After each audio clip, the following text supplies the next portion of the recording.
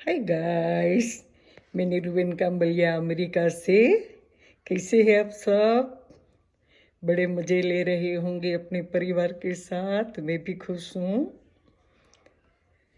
America में मैं एक शादी में गई थी। वहाँ एक इतनी सुंदर सी, गोरी सी, प्यारी सी एक लड़की को मैं मिली, मगर वो सबसे भाग रही थी। और एक जो कपल है, उसकी शादी को 2 साल हो गए, मगर वो किसी को मिलजुल नहीं रहे थे।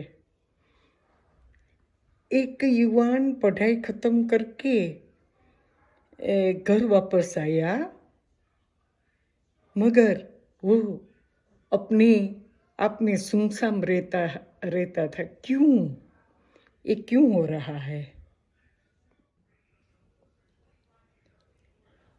जो वो सुंदर सी लड़की थी, उसका डिवोर्स हो गया था, मगर लोगों ने क्वेश्चन कर करके उसको इतना परेशान करके रखा था। क्यों हुआ? अब क्या कर रही हो? किसी को ढूंढ ले, ऐसे कैसे जिंदगी कटेगी? तो वो इतनी परेशान होती थी कि सबको मिलने का नहीं सोचती थी। और जो कपल 2 साल पहले शादी हुई थी, वो बच्चा अपनी प्लानिंग से करे या ना करे, कैसे करे, वो उसी का मामला है। मगर लोगों ने उसका जीना हराम करके रखा था कि फिर नहीं होगा, ये होगा, फिर ये लंबा टाइम से ये होता रहता है। ऐसा कर करके इतनी सारी एडवाइस देते हैं कि वो लोग परेशान हो जाते थे। और पढ़ाई ख़त्म करने के बाद जो लड़का घर पे रह रहा था, वो सोच रहा था कि अब मैं आगे क्या करूँ ना करूँ, वो सब सोचता रहता है। मगर जब भी लोग आते हैं, मेरे बेटे ने पढ़ाई ख़त्म कर दी, अब बीटेक कर लो, साइंस कर लो, वो कर लो, न जाने कितने जितने लोग उतनी एडवाइस देते रहते हैं। और बिना वजह इन सारी चीज़ों को इतनी परेशान करके रखते हैं कि लोग कभी कभार तो सुसाइड भी कर लेते हैं। ये हमारी सोसाइटी जो कर रही है, वो क्या आपको सही लगता है? सोसाइटी इतनी क्रूर क्यों है? सोसाइटी का तो धर्म है कि वो सबको हेल्पफुल થાય और सबकी मदद करे, मगर नहीं, बिना लॉजिक का क्वेश्चन कर करके सारी परिस्थितियों को बहुत ही बेडोल करते हैं। और बात आती है कि लोग क्या कहेंगे, लोग क्या कहेंगे, उसको बारे में सोच सोच के बहुत सारी परेशानियां खड़ी होती है।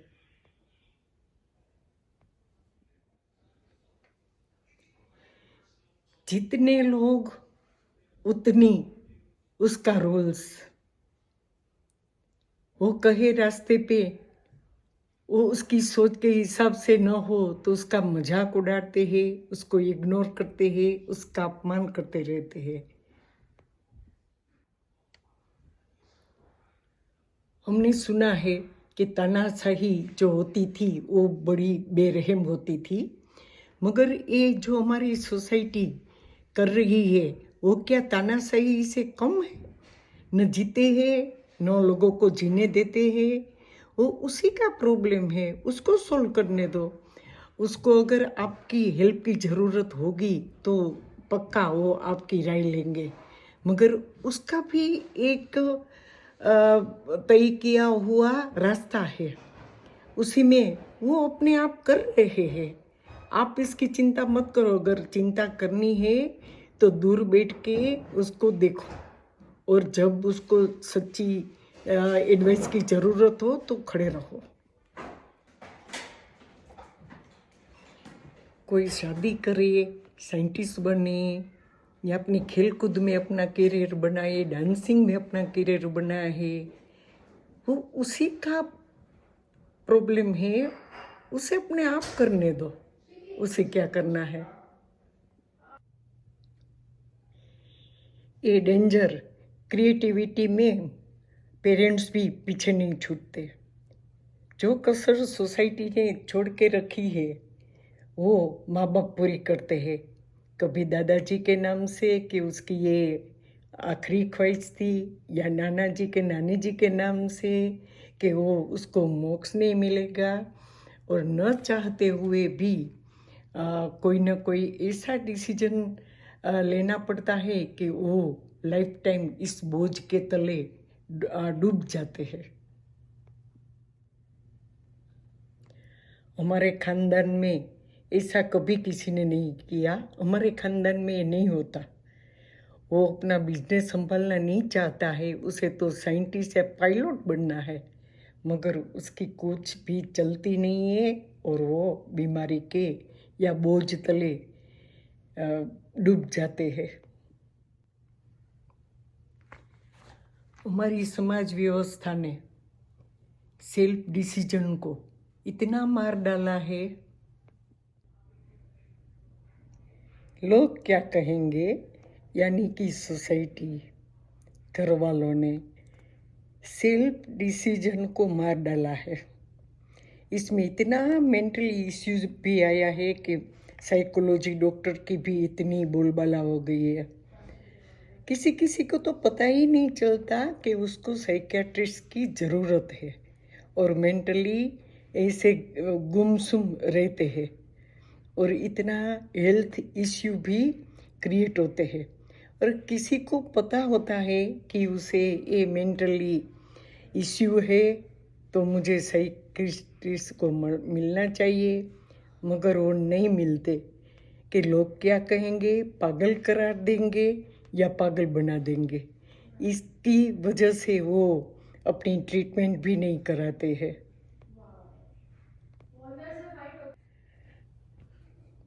आजकल तो हमारी GNZ जो युवा पीढ़ी है ना, वो तो बहुत कुछ समझती है। वो कहती है कि आप अपना सोचो, हमारा हम पे छोड़ दो, मगर सारे ऐसा नहीं कर सकते हैं। सोसाइटी को अगर कुछ करना है तो बहुत कुछ है। एजुकेशन संस्थाओं को बढ़ावा दे, चाइल्ड होम की मुलाकात ले, ओल्ड एज का ख्याल रखे, वहाँ जाके अपना समय, सिर्फ बातें ओल्ड एज वालों के साथ करते हैं ना तो भी उसकी प्रॉब्लम सोल्व हो जाती है। कोई माँ बहन या बेटी की कभी ज़रूरत हो तो उसके पास खड़े रहे, सोसाइटी के सामने आवाज़ उठाए, उसकी सच्ची बात को समझे। और कुछ नहीं करना है तो वो चुप भी रह सकते हैं और अपने बारे में भी सोच सकते हैं, और ऐसा लाइफस्टाइल रखे कि लोग उसका भी दाखला दे कि जो वो किसी की बात में कुछ भी दखलगिरी नहीं करते। एक ऐसा भी हो सकता है, अगर हम चाहे तो हर एक फैमिली, जो पूरे फैमिली मेंबर जो भी घर में है, सब एक टाइम फिक्स करे और साथ बैठ के एक टेबल पे खाना खाए, और एक दूसरे को इतना एटमॉस्फेयर दे कि जो फैमिली मेंबर है वो अपनी बात पूरे दिल से खुल के फैमिली मेंबर के साथ चर्चा करें। उसके ऊपर किसी का, न सोसाइटी का, न पेरेंट्स का, न फैमिली का इतना दबाव होना चाहिए कि कोई किसी से खुल के बात ना कर सके। ऐसा नहीं है कि ये यंगस्टर की ही प्रॉब्लम है, यंगस्टर के साथ पेरेंट्स की भी प्रॉब्लम होती है, तो उसे भी सुनना चाहिए। और ऐसा हर एक फैमिली में होगा तो ये बात ही खत्म हो सकती है। मत सोचो लोगों का, लोग क्या कहेंगे। लोगों का तो काम है कहना। अपनी कैरियर पे ध्यान दो, और आपको जो अच्छा लगे, जो आपके कैरियर जिसमें आपको सक्सेसफुल मिले, सेटिस्फाई मिले, वही रास्ते पे आगे बढ़ो। किसी की मत सुनो, अपने दिल की सुनो। I hope like you. Thank you for watching.